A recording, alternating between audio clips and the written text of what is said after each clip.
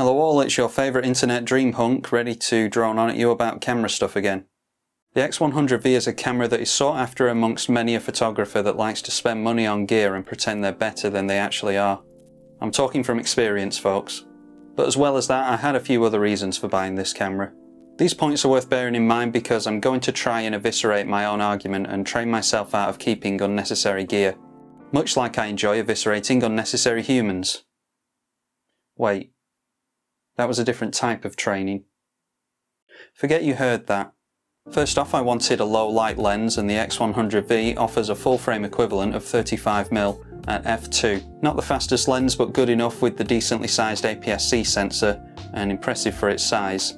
But Mr. Black, I hear you cry with lustful glee. Couldn't you have just saved some money and bought something like the X-mount 23mm f2? To which I say, shut your whore mouth and let me buy more cameras.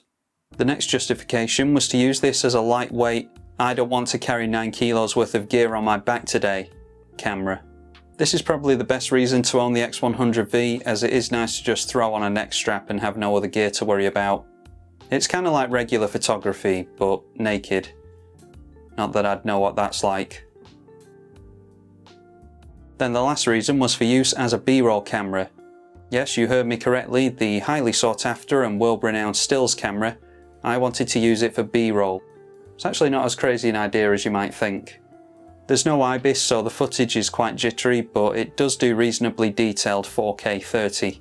We're all here watching iPhone and GoPro videos on YouTube, so I doubt the X100V is going to produce much worse video than that from a resolution perspective. The main downside being that you do have to crop in a little bit during post to get that stabilisation. A deal breaker for many, I imagine. The selling factor for me was that Fuji eventually released a firmware update that allowed the use of the internal ND filter for video. So now you can turn the ND filter on, lock the shutter speed and hand the camera over to Helen. Even she can manage to get some decent B-roll with this camera. And she's stupid. The footage isn't exactly Hollywood quality, but you'll come to expect a distinct lack of quality on this channel. Another positive is that it is pocketable if you don't mind having a slight bulge. But I'm used to having an enormous bulge anyway. The EVF is perfectly usable with good resolution and brightness, even in the midday sun. And the manual dials on top are tactile and fast to operate. One issue though is that if you use the thumb rest, it blocks the shutter and ISO dial. It's for this reason that I just don't bother using the thumb rest anymore. Speaking of dials, the lens has a small pancake style to it, which is great when you want to photograph the inside of a building and you'd normally be accused of terrorism for using a bigger camera. But it does make the aperture dial fiddly and difficult to handle. It's a stiff, confident dial though, so you won't change it by accident. Then there's the autofocus. Well, it's not great. Honestly, I don't know how this is a world-leading street photography camera when the autofocus is this janky. If you're just using it as a travel camera and taking shots of castles and landscapes and other slow-moving objects, then it's fine. But if you need to get the shot right now and quickly, as you often do in street photography, then the autofocus is going to let you down every now and then. It'll be fine for most users, but photographers that really need that reliable autofocus might find the X100V frustrating sometimes. I was chasing Helen down the beach recently trying to frame up some photographs of her, which reminds me of how we met. But trying to get a shot while she's walking and then missing focus, and then having to reposition, by which time the framing's not right, and this whole time she's been walking away from me, which I'm used to. It was all just a bit too frustrating of an experience for me. If you're willing to set up shots and pose your models and family members, then it won't be anywhere near as much of an issue for you. But if you're trying to get shots more naturally and not have people notice what you're doing, then the focus system is something to be wary of. Another negative is the price. It has an RRP of around £1,200 in the UK, and I find it really difficult to justify that.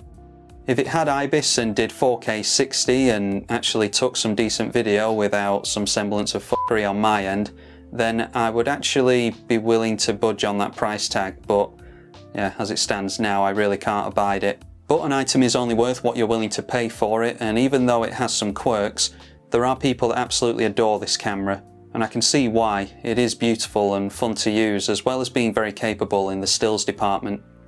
You either know this already because you're a Fujifilm snob like me, or you've heard other Fuji YouTubers bang on about this, but the ability with this camera to take the JPEGs out of the camera straight away and just have them ready to use completely strips away the need for post-production, and that is a boon.